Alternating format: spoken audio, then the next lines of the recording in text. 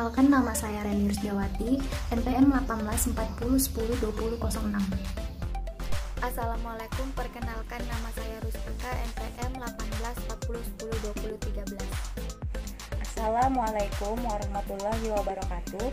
Perkenalkan, nama saya Dewi Jaya, NPM 1840102020. Shalom, perkenalkan nama saya Nunit, NPM 1840102071. Assalamualaikum warahmatullahi wabarakatuh. Perkenalkan, nama saya Mastang, NPM 1840102079.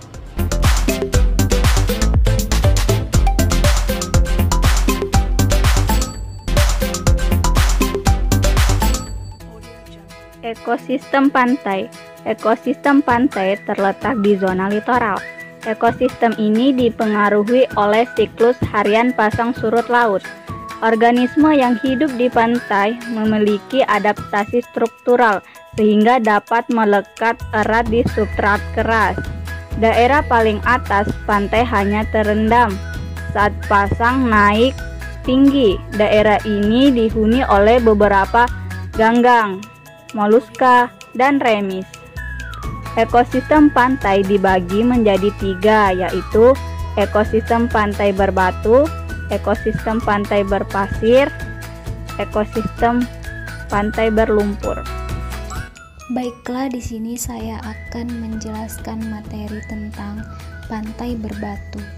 Apa itu pantai berbatu?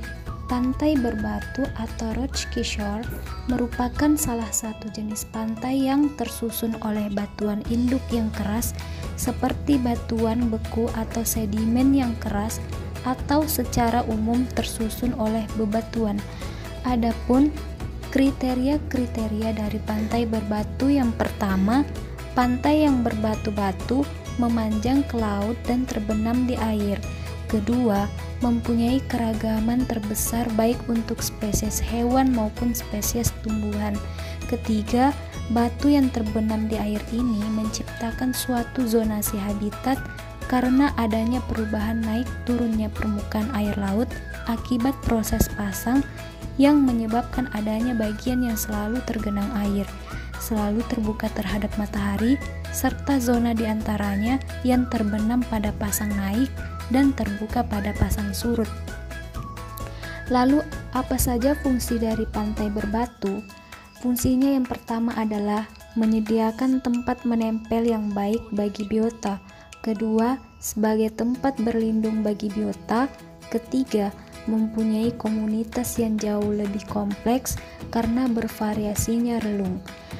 Adapun parameter lingkungan dari pantai berbatu, yang pertama, fenomena pasang dinamikanya sangat berpengaruh terhadap biota yang menginginkan kondisi alam yang bergantian antara tergenang dan terbuka. Kedua, gelombang energi yang dihempaskan bisa merusak komunitas biota yang menempel di batu-batuan, terutama pada batu yang langsung menghadap ke laut. Mungkin sekian penjelasan saya mengenai pantai berbatu. Selanjutnya saya akan menjelaskan mengenai ekosistem pantai berpasir. Apa sih itu ekosistem pantai pasir? Ekosistem pantai pasir merupakan zona litoral yang terkena ombak terus-menerus dan terpaan cahaya matahari selama 12 jam. Pantai berpasir hampir tidak ada kehidupan. Pantai pasir secara ekologi sangat penting sebagai habitat beberapa organisme, termasuk kepiting dan burung, dan beberapa lokasi sebagai tempat lahirnya penyu. Pantai berpasir ini dapat memiliki nilai ekonomi yang tinggi karena beberapa tempat di pantai ini dijadikan tempat rekreasi yang penting. Pantai berpasir ini juga banyak digunakan oleh perahu-perahu ikan dan beberapa aktivitas perikanan sebagai landasan atau base atau lokasi kegiatan. Minyak umumnya akan terakumulasi pada permukaan sedimen antar pasang surut dan dapat menimbulkan dampak pada organisme, termasuk burung-burung dan penyu-penyu yang mendarat di daerah pantai ini. Selanjutnya, pantai berpasir merupakan komponen penting lingkungan pesisir sebagai penghalang terhadap erosi pantai, tempat rekreasi, dan habitat berbagai jenis burung, penyu, ikan, dan berbagai invertebrata. Lalu selanjutnya, di sini faktor-faktor pembatas di wilayah pesisir sebagai berikut. Pertama ada pasang surut atau tide, kedua ada gelombang, dan ketiga ada suhu dan salinitas. Baiklah, di sini saya akan melanjutkan membahas sedikit mengenai ekosistem pantai berlumpur. Pertama-tama, apa itu pantai berlumpur? Pantai berlumpur ini merupakan pantai yang lebih terlindungi dari gerakan ombak. Keduanya cenderung mempunyai butiran yang lebih halus dan mengakumulasi lebih banyak bahan organik, sehingga menjadi berlumpur. Pantai berlumpur memiliki substrat yang sangat halus dengan diameter kurang dari 0,002 mm. Pantai berlumpur tidak dapat berkembang dengan hadirnya gerakan gelombang. Karena itu, pantai berlumpur hanya terbatas pada daerah intertidal yang benar-benar terlindungi dari aktivitas gelombang laut terbuka. Pantai berlumpur dapat berkembang dengan baik jika ada suatu sumber partikel sedimen yang butirannya halus. Pantai berlumpur berada di berbagai tempat, sebagian di teluk yang tertutup, gobah, pelabuhan, dan terutama estuaria. Selanjutnya ada beberapa informasi menarik mengenai ekosistem pantai berlumpur. Di antaranya, pertama-tama, seperti yang kita ketahui, pada umumnya pantai berlumpur terdapat pada pantai yang memiliki pulau-pulau yang besar. Hal ini dikarenakan pulau yang besar juga mempunyai sungai yang besar. Maka dari itulah terciptalah ekosistem pantai berlumpur ini. Selanjutnya, pantai berlumpur biasanya dihuni oleh berbagai biota seperti ikan glodok dan berbagai macam jenis binatang yang memiliki nilai ekosistem tinggi apabila dijual. Dan ekosistem ini membentuk habitat dengan tumbuhan Racemia scleratia dan juga rumput laut atau Enhalus acoroides, serta mempunyai muara. Muara yang ada di ekosistem pantai lumpur ini berada di muara yang biasa disebut dengan mensum estuaria.